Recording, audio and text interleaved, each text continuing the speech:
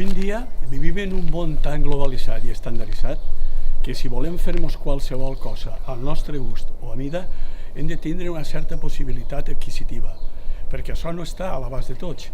És per això que han desaparegut molts oficis al llarg del temps en tot el món. Sedaví, a partir del segle XX, vist que no podia desenvolupar-se com a poble llaurador perquè el seu terme municipal no li ho permetia, optà per la industrialització, més concretament per la indústria del moble.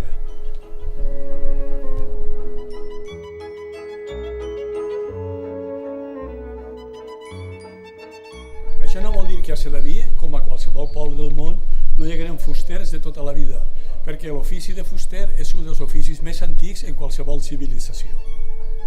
Per les dades que tenim recollides en el llibre Tant Sedaví Poble de l'Horta de Vicent Ruiz com el Sedaví Bressol del Moble que Rafa Jordà, Ramon Llago i Abel Soler van editar el 2006, el Sedaví tenia en 1917 prop dels 2.000 habitants i a part d'això tenia 2 magatzems, 2 carnisseries, 3 forns, 2 tendes de comestibles, la fàbrica d'alcohol i 3 fusteries. Felipe, Josep Maria Ferrer i José Pascual. A més d'estos, nosaltres hem sabut, per comptes de les veïnes i del veïnat i per preguntes que hem fet, que existien també altres fusters en aquestes mateixes èpoques, o aproximades, com era el tio Rafelet en el carrer del Mig i el tio Torquato en el carrer de Sant Antoni. Veiem que un poble tan xicotet té molta vida, i d'això volíem parlar, de la vida del poble, però centrat en els fusters. Qui són? Com depengueren l'ofici? Què ens conten de la seva vida? Quina influència tingueren en el nostre poble? Però anirem a poc. Anem a començar preguntant-nos qui són els fusters del nostre poble.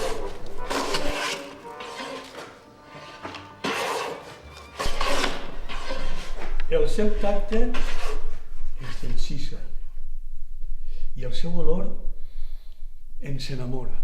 Podríem pensar perfectament que aquest va ser el motiu per el qual s'inventà l'ofici de fuster. Seria una explicació molt bonica, però no seria el real.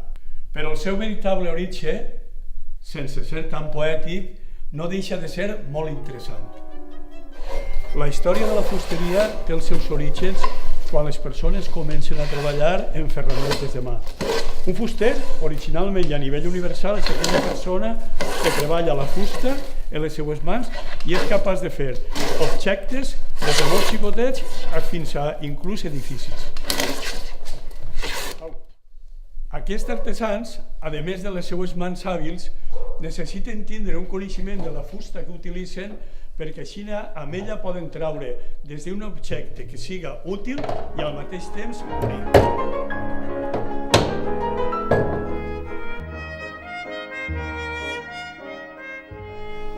Com hem dit abans, a aquest poble existien diversos fusters. Un d'ells era el tio Torquato.